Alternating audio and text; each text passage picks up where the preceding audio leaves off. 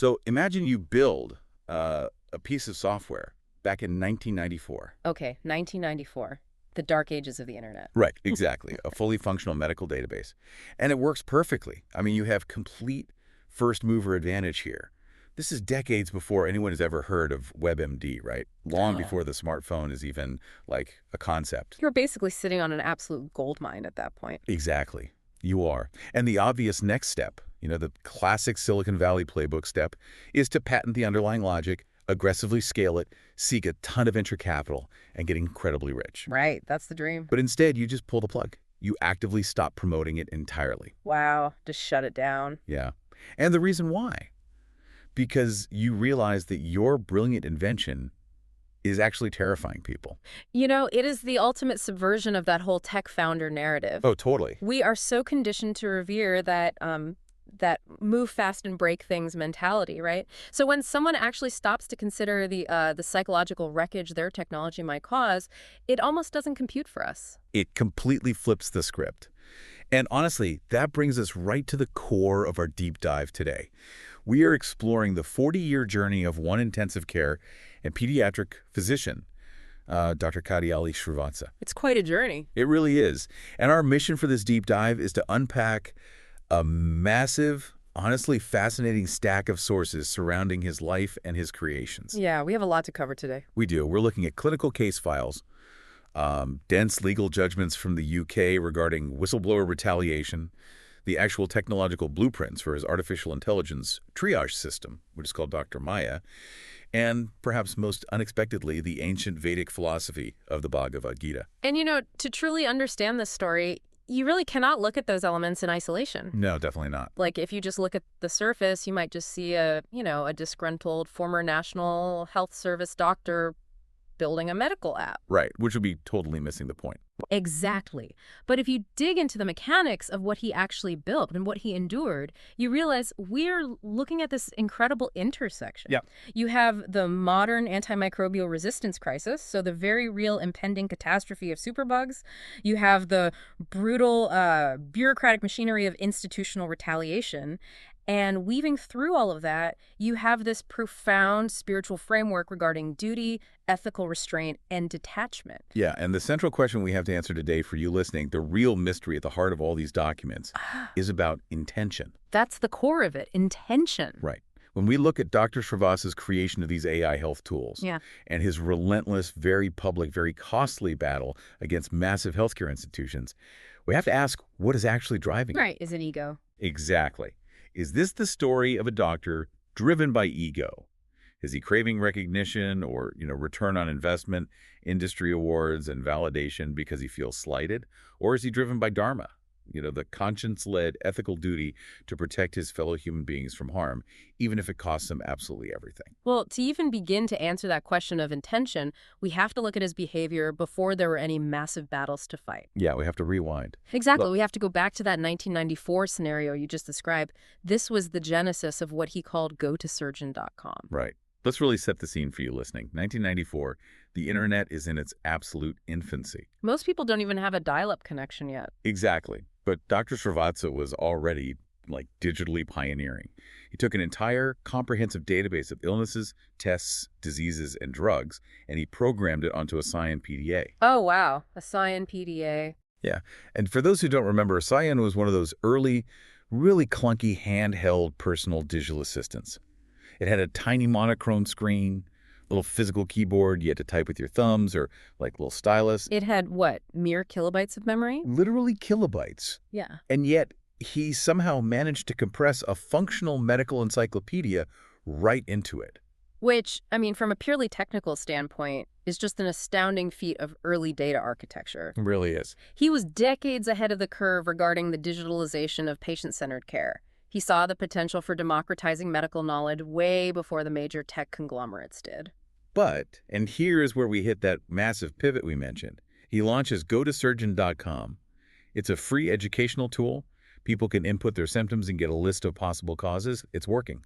But then he deliberately steps on the brakes. He stops it. Yeah. And if I'm looking at this through the lens of a modern startup, this makes zero sense. Why abandon that first mover advantage? Why walk away? Because he recognized a profound flaw in the execution. Not technically, but ethically. Okay, ethically. How so? Well, he realized that giving ordinary people raw, unfiltered lists of diseases and symptom combinations without any proper clinical context was actually dangerous. Dangerous in what way? Like, was the database giving wrong answers? No, the database was highly accurate. The danger was psychological, which inevitably leads to behavioral danger. Oh, I see. Think about the mechanics of how we process information when we are unwell. If you type, say, headache, fatigue, and mild nausea into a raw medical database, the algorithm is going to pull up every possible match, right? Right. It will list dehydration and a mild viral infection, but because it lacks human context, it will also list a glioblastoma. A brain tumor. Exactly, a deadly brain tumor. It will list early-stage meningitis. And human nature dictates that we totally ignore the dehydration and immediately lock onto the brain tumor. Precisely. It creates this massive cascade of hypochondria. The human mind, especially when it's compromised by illness or anxiety, fixates on the catastrophic. It's like WebMD syndrome before WebMD existed. Exactly.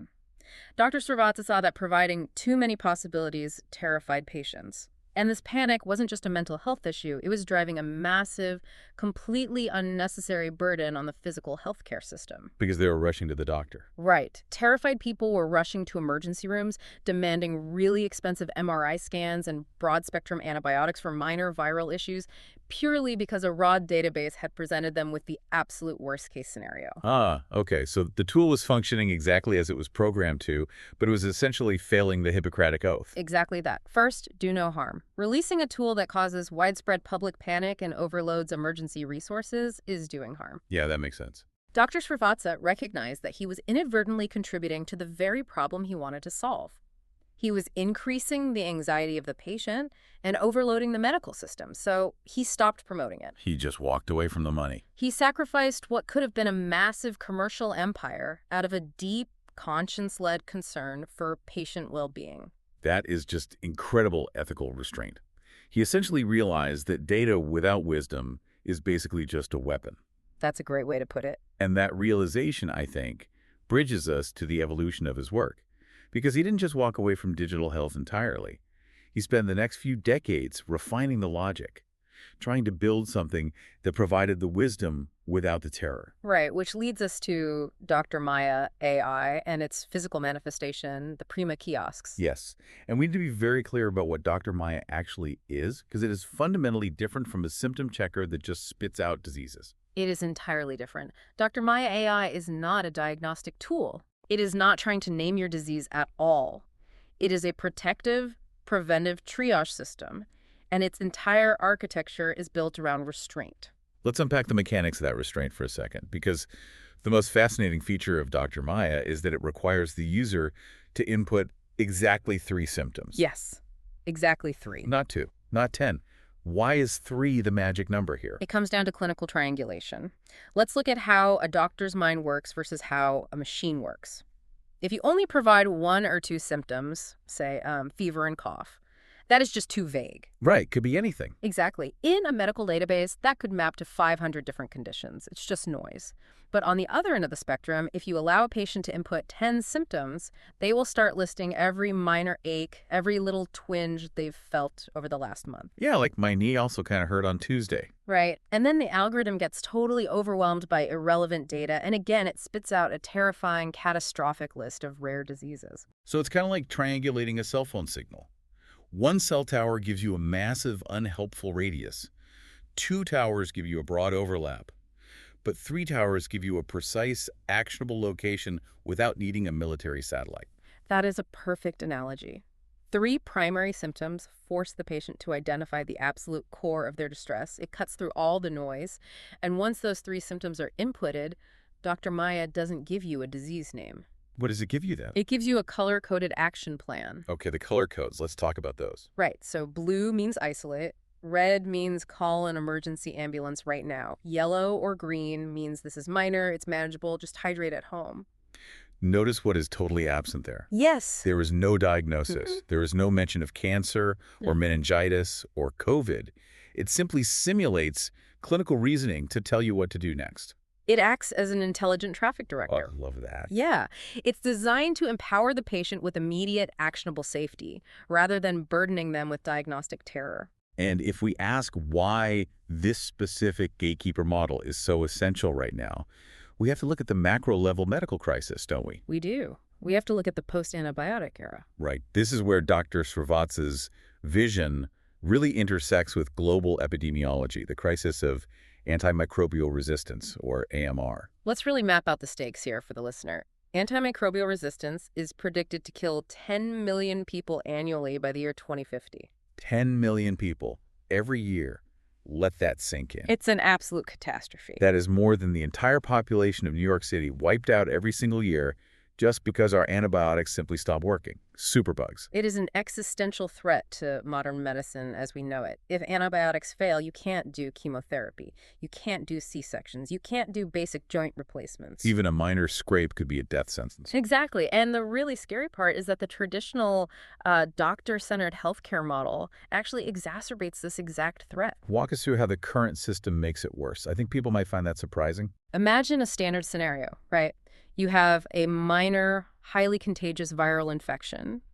Under the current paradigm, you are socially conditioned to believe you need a doctor to validate your illness. Yeah, you need that doctor's note for work. Exactly. Yeah. So you leave your house, you travel on public transport, coughing on surfaces, you walk into a local clinic or a hospital, you sit in a crowded, poorly ventilated waiting room for an hour, surrounded by people who might be elderly or immunocompromised or vulnerable. And you have now just spread a pathogen everywhere. Right. The waiting room essentially becomes a petri dish. Oh, that's a grim way to look at it, but it's true. It is. And then you finally get in to see a junior doctor who is, overworked, exhausted, and has exactly 7 minutes to deal with you. And you're frustrated you waited so long, right? Yeah. You expect a reward for your time. You want a prescription. Yes. The doctor knows it's likely viral, meaning antibiotics won't do anything, but they are incredibly pressured. To get you out of the room, to make you feel treated, they prescribe a broad-spectrum antibiotic. Which is literally the absolute worst thing you can do. Mechanically, it is disastrous. Yeah. You take the antibiotic, it doesn't kill the virus, obviously, but it does carpet bomb the natural, healthy bacteria in your gut. Right. However, a tiny fraction of bacteria survive because they have a slight genetic mutation. Because you've just wiped out all the competition, those mutated resistant bacteria now multiply rapidly. Oh, wow. So you have just become an incubator for a superbug. Yes, and you eventually pass that superbug back into the community. That is terrifying. So Dr. Maya is specifically designed to break that chain of events. Yes, exactly. Dr. Maya and the Prima kiosks were built to keep contagious, infected people out of those waiting rooms in the first place. Ah, I see. By giving people a calm, objective, color-coded assessment right in their own living room or at a local kiosk, you break the cycle. If they get a green or yellow code, they stay home, they hydrate. They don't infect the waiting room. Right. They don't pressure the doctor. And crucially, they don't consume the unnecessary antibiotic. It is a system built to defend humanity against a microscopic threat by changing human behavior at the very first step of illness. Okay, so we have established the brilliant ethical logic behind the technology itself. But to fully grasp his motivation, like the deep why behind his relentless drive, we have to look past the medical terminology, don't we? We do. We have to look at his heritage. We really need to explore a Dharma-based interpretation of his work. And this is where the narrative shifts from a purely medical procedural to, honestly, a deeply philosophical, almost spiritual ethic. It really does, because if you trace Dr. Srivatsa's lineage, you find he was born into the Kadiyali Brahmin family. And we're talking about a lineage that goes back over 600 years. Centuries of continuous history. His ancestors were scholars, they were advisors and protectors of knowledge at the Sringeri Matha. Wow. They are intrinsically tied to the Uluru Kartikeya temple. And if you delve into Vedic symbolism, Kartikeya is a vital figure. Who is Kartikeya, for those who don't know? He is the divine physician.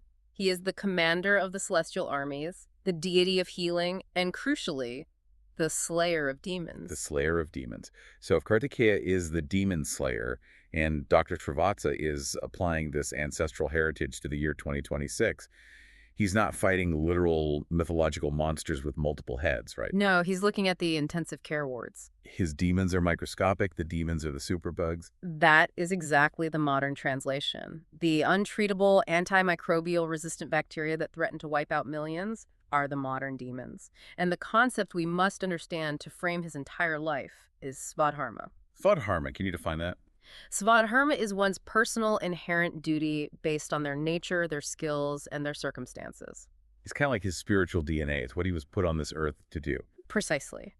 For generations, his ancestors protected their communities from ignorance and spiritual decay. Dr. Srivatsa's fight against the modern demons of superbugs, and his fight against the institutional corruption that allows those superbugs to spread unchecked, is a direct modern manifestation of his svadharma. Wow. His specific duty is called lokasamgraha. Lokasamgraha. Break that down for us. What does that actually mean in practice? It translates roughly to the protection, maintenance, and welfare of the world. It is the sacred duty to hold society together when it threatens to fracture. When you view his work through this lens, the intention just becomes crystal clear. Doesn't it? He isn't coding software to get rich. He is building it because his spiritual heritage absolutely demands that he protect the vulnerable from the poison of this impending medical crisis. To do nothing, to just, retire quietly would be a complete violation of his svadharma. Okay, so his inherent duty is to protect.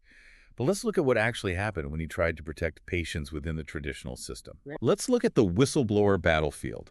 Because the documents detailing his time in the UK's National Health Service, the NHS, from roughly 2004 to 2013, it is harrowing. It's tough to read. It really is. It is a textbook case of institutional retaliation. In dharmic terms, it is a profound violation of duty by those in power. Let's map out the mechanics of this conflict so everyone understands. He was working as a senior doctor and intensive care and pediatric specialist. At this time, the NHS was rolling out these new initiatives called pilot nurse-led practices. Right, I remember those. And the goal, from a management perspective, was obviously to save money and increase patient access by having nurses handle frontline triage and treatment instead of doctors. But Dr. Srivatsa, being on the ground, was witnessing absolute tragedy. He was witnessing systemic failure. The nurses were often entirely untrained for the level of autonomy they were being given. They were essentially forced to operate way beyond their clinical competencies. And they were operating under strict metrics-driven quotas, like 5-minute consultations, just push the patient through. Which is incredibly dangerous. Exactly. And because of this, they were making terrifying diagnostic errors. He even reported that receptionists were sometimes making clinical decisions. Receptionists? Yeah, and this wasn't just theoretical risk. He documented specific, devastating cases. The most haunting of which is the case of the 14-year-old boy. Yes. Put yourself in Dr. Srivatsa's shoes that night. Right. This 14-year-old boy comes into the emergency department. He is critically ill. But because of the chaotic, mismanaged triage system of this nurse-led practice, his true condition is completely missed. It's overlooked. Yeah, he is mismanaged. And that same evening, that young boy died, literally holding Dr. Srivatsa's hand. It's just heartbreaking. It is. He also documented cases of patients returning with severe complications, lost organs, permanent damage, all because they were pushed through this factory line model by unqualified staff. So he did exactly what a doctor, bound by both the Hippocratic Oath and his svadharma, is supposed to do. He blew the whistle. He blew the whistle. He made a formal, legally protected disclosure to the highest levels of the local health authority, demanding an investigation into these clinical errors. And how did the massive machinery of the institution respond to a senior physician raising critical safety alarms to protect patients? They completely turned on him. They didn't investigate the clinical errors at all. According to the legal files, the management actually took his highly confidential complaint and leaked it directly to the very clinic staff he was reporting. They intentionally weaponized his disclosure to turn his own colleagues against him. Exactly. They made him a pariah. And that was just the beginning. Over the next several years, the system just tried to crush him. They manufactured 7 overlapping, completely unsubstantiated disciplinary inquiries against him. 7. The goal was to keep him paralyzed in paperwork, defending his own license instead of advocating for patients. But when those inquiries couldn't break him, the institution started breaking its own laws. They committed Caldecott privacy breaches. We really need to explain the gravity of a Caldecott breach for those outside the UK healthcare system. Yes, please do. In 1997, the UK established the Caldecott Guardian system. Every NHS trust has a designated guardian whose sole legal and ethical responsibility is to protect the absolute confidentiality of patient data. It is sacred. So to breach that? To breach that is to violate the most fundamental trust in medicine, and the management illegally accessed Dr. Srivatsa's confidential patient records. Why? What were they looking for? They weren't looking for medical information. They were on a fishing expedition. They were desperately trying to dig up dirt on him to find any minor clerical error they could use to fire him. They turned the hospital's own privacy apparatus into an offensive weapon against a whistleblower. Wow. It created an environment so intensely hostile, so toxic, that he actually feared for his physical safety and feared they would fabricate a career-ending accusation against him. He had to stop going to the clinic. That's how bad it got. Yeah.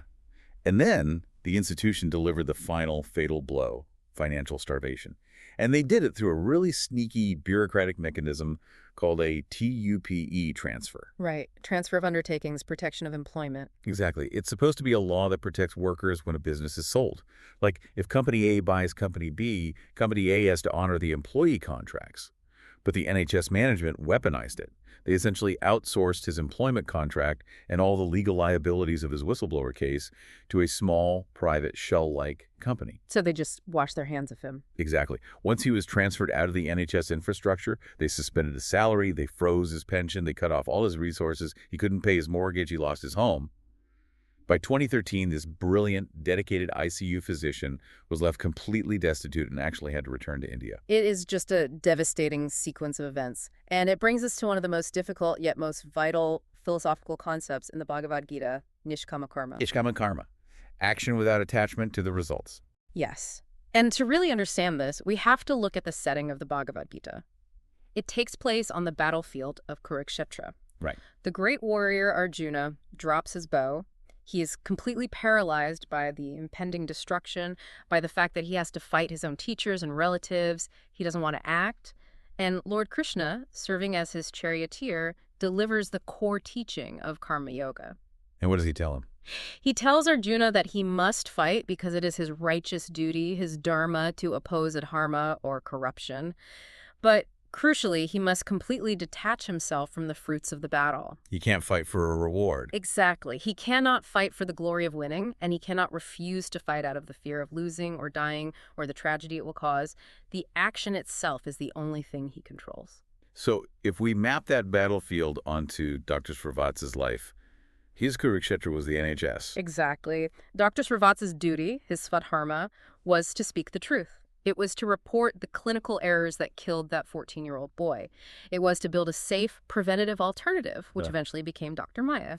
The fact that the NHS crushed him, that the General Medical Council suspended him, that he lost his home, his career, and his pension, those are the fruits. They are the results of his action. Dharma required him to have the ethical courage to act, to protect the vulnerable, regardless of whether it led to systemic reform in a medal or his own absolute ruin. Wow. He performed his duty.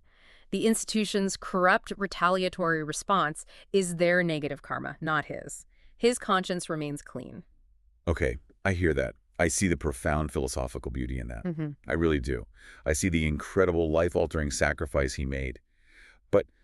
And I have to push back here. Sure. Because if I read his recent writings, if I look at his blogs, his transcripts, his social media, he's clearly frustrated. He's undeniably frustrated, yes. He is openly, sometimes aggressively, criticizing the World Health Organization, the NHS, massive philanthropists, and governance. He's constantly pointing out that major publications like the Times of India wrote about his work in 2016, and yet the institutions completely ignored it. Right. He is visibly upset that they aren't adopting Dr. Maya.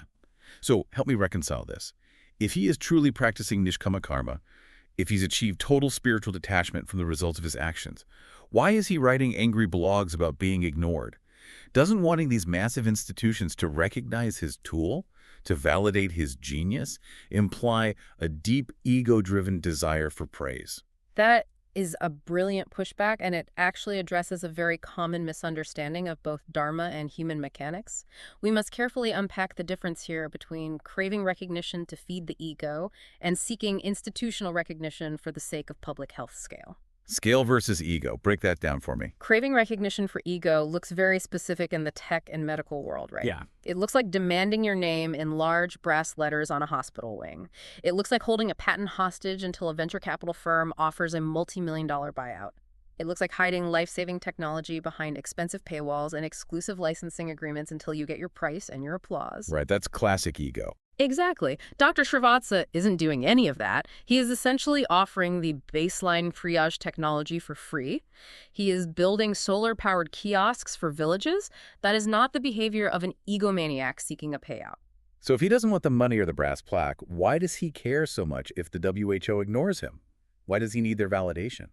Because a life-protecting system cannot serve the masses if it is hidden in obscurity. We are talking about preventing an antimicrobial pandemic that could kill 10 million people a year. You can't do that quietly. No, you cannot fight a global, systemic, multi-continent threat with a localized, unendorsed indie app running on a few dozen smartphones. To actually protect a society, which is his Dharma, the tool must be integrated into pharmacies, hospital networks, public health infrastructure, and government triage protocols. Ah, I see. He doesn't need the WHO's logo on his website to stroke his ego. He needs their global distribution network to fulfill the tool's dharmic purpose. The tool is useless if the people who need it most don't know it exists or don't trust it. Exactly. And let's use the Bhagavad Gita to clarify another really vital point about detachment. Detachment from results does not mean inaction. It does not mean apathy. It doesn't mean you just build the app, throw it on the Google Play Store, shrug your shoulders and say, well, the universe will provide. Whatever happens, happen. Right. That is fatalism, not karma yoga. True nishkama karma means you aggressively, passionately, and sincerely advocate for the truth. You fight tirelessly for the usefulness of your contribution. You write the blogs, you pitch the NGOs, you build the kiosks. You put in the work. Yes, but, and this is the razor's edge, you do not let the inevitable rejections, the bureaucratic delays, the institutional silence, or the total lack of applause destroy your original intention. You do not let the world's indifference turn you into a bitter cynic who just stops trying. You keep holding out the solution, even if the world keeps slapping your hand away. You hold it out because holding it out is your duty. Whether they take it or not is their karma. Your peace comes from knowing you offered the cure. Okay, but let's do an honest assessment here. Because the evidence demands we look at this truthfully, not just philosophically. Fair enough. If the intention is so remarkably pure and the technology, this color-coded, 3-symptom AI that prevents waiting room infections, is so vital for the post-antibiotic era, why isn't it everywhere?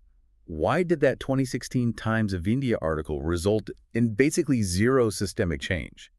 Why aren't millions of people downloading the Dr. Maya app right now? To answer that, we have to really separate the absolute purity of his intention from the practical effectiveness of his execution. Right. Being a visionary intensive care physician and a spiritually grounded warrior does not automatically make you a master of modern consumer psychology or No. digital marketing or app onboarding. No, those are entirely different skill sets. There's a brilliant analogy he uses in one of his own YouTube videos that I think perfectly captures the friction here. He calls it the toffee analogy. Oh, yes. It is a profound metaphor for the culture of dependence. He says, imagine he is holding out a perfectly crafted toffee, a piece of candy. But this toffee has the power to protect you and your children from a coming medical crisis. He has spent 50 years perfecting the recipe. He holds it out to you for free, and you refuse to take it. Just stare at it. Yeah. You don't take it not because you don't need it, not because it costs too much, but because you have been trained since birth to believe that anything this important, anything related to your health, must come from a massive institution. Right. It must come with a prescription pad, a white coat, and a waiting room. If a single man holds it out, you view it with complete suspicion. What's fascinating here is that he is describing systemic behavioral conditioning. Yeah. To understand why people won't download the app, we have to look at the whole history of medical dependency. If you go back to the 19th century, healthcare was largely patient-centered and community-driven. Families handled basic triage. It's very localized. But moving into the 20th century, particularly after reforms like the Flexner Report in the US and the establishment of massive national systems like the NHS in the UK, medicine became hyper-institutionalized. The birth of the mega hospital. The whole doctor is God complex. Precisely. For generations, we have been thoroughly brainwashed into a doctor-centered model. We've been told our bodies are incredibly complex, mysterious machines that only highly certified, institutionally backed mechanics can possibly understand. Wow, yeah. We have been completely stripped of our medical agency. So explaining a brand new, preventative, patient-centered, self-triage model to ordinary people is incredibly difficult. It requires them to unlearn decades of conditioning. It requires them to take agency for their own triage, which is genuinely terrifying for someone who is used to being a passive consumer of healthcare. Right. They're literally waiting for permission to heal. Ah. But there's another massive barrier the evidence highlights, and it's a critique of the messaging The itself. messaging, yes. When I read a lot of the public-facing material for Dr. Maya, the blogs, the website copy, the book descriptions, it is heavily, heavily focused on the terror of the situation. The fear-based framing. Yes. The messaging is constantly hitting the user with these apocalyptic statistics. 10 million deaths by 2050. The total collapse of modern medicine. Silent microbial executioners. Deep institutional corruption. It's intense. It is. Now, to be clear, the epidemiological data entirely backs him up. It is factually true. But psychologically, put yourself in the shoes of a mother at 2 a.m. Her toddler has a spiking fever. She is exhausted and terrified.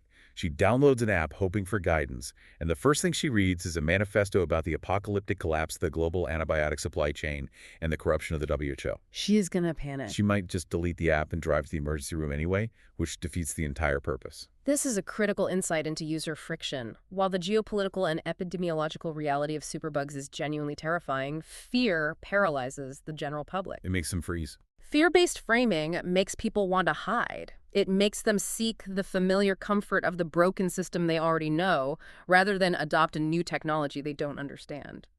There is also the issue of trust and the missing institutional stamps of approval, which is kind of the ultimate tragic irony of Dr. Srivatsa's story.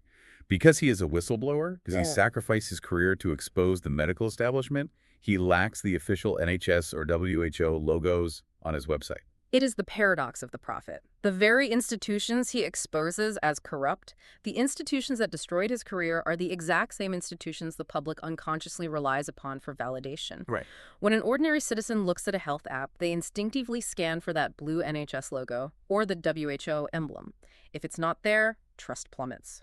Furthermore, a digital health app requires more than just an internet connection and good logic to gain traction. It needs a seamless, incredibly simple user interface. It needs to speak the language of immediate comfort, not just high-level epidemiological warnings. So we have this incredible, pure, dharmic intention, but it is smashing into these massive practical, psychological, and institutional walls. Which brings us to the future. How do we realign this mission? That's the big question. Yeah, if you are Dr. Srivatsa, or if you are someone carrying this vital work forward, what is the practical, spiritually grounded advice on how to continue? How do you keep fighting without falling into the trap of bitterness over this painfully slow adoption? Well, the first most crucial step is a strategic shift in messaging.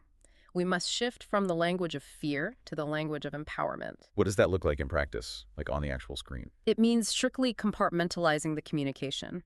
Keep the complex, fear-heavy vocabulary of antimicrobial catastrophe and systemic collapse for the policy papers, the medical journals, and the grant applications. That is where that data belongs. So keep it for the experts. Yeah. Right. But for the everyday, public-facing materials, the App Store description, the kiosk interface, the focus must be purely on peace of mind. Frame Dr. Maya not as a shield against a doomed, corrupt healthcare system, but as a wise, comforting companion for that worried parent at 2 a.m. I love that. The messaging should be, you are safe. We are listening. Here is what your body is saying. Here is your simple color code. You've got this. Calm authority. It de-escalates the panic entirely. But even if you fix the messaging, the toffee analogy tells us that digital adoption is still incredibly hard. And the sources point to a brilliant physical solution he developed that bypasses the App Store entirely. The Prima kiosks. The microeconomy model. This is where his vision truly shines in its practical application, particularly for the developing world. Let's describe the Prima kiosk personal resource emergency medical advice. It is essentially a healthcare ATM. That's a great way to visualize it. It's designed to be placed in rural villages or local pharmacies. It is solar-powered, so it works completely off the grid. It is voice-first, meaning you don't need to be literate or own a smartphone to use it. Yeah. It speaks 22 different Indian dialects. It's incredibly accessible. But the absolute genius of it isn't just the hardware. It's the human element, the Maya advocates. The local champion. Yes. Instead of trying to force a faceless AI onto a skeptical public, these kiosks are designed to be run by local women's self-help groups or respected retired community members. The Maya advocates act as the human bridge to the AI. Think of them like UN interpreters. You have this massive, complex, highly accurate AI logic on one side, and you have a terrified, possibly uneducated patient on the other. And the advocate bridges that gap. Exactly. If someone is scared of the machine, the advocate holds their hand, speaks to them in their local dialect, and gently guides them through the three-symptom triage. It rebuilds trust from the ground up. Exactly. If we connect this to the bigger picture, this is the ultimate strategic realignment. The advice would be, stop fighting the giant institutions that refuse to listen. Stop waiting for the WHO or the NHS to validate your truth. Their bureaucratic machinery is too slow and too compromised. So bypass them entirely. Focus entirely on grassroots, community-by-community adoption. Let the local pharmacists, the women's self-help groups, and the kiosk operators be your proof of concept. Build a localized economy of care that operates completely beneath the radar of the massive institutions. And philosophically, doing that requires fully re-embracing Nishkama karma, doesn't it? It really does. It requires returning to the pure, unadulterated joy of the work itself. Build the kiosks, train the women to be advocates, speak the truth to whoever will listen in the village square, but fully, entirely, release the timeline. Release the timeline. That is profound. You must release it. If the world adopts this technology tomorrow and you save 10 million lives, wonderful.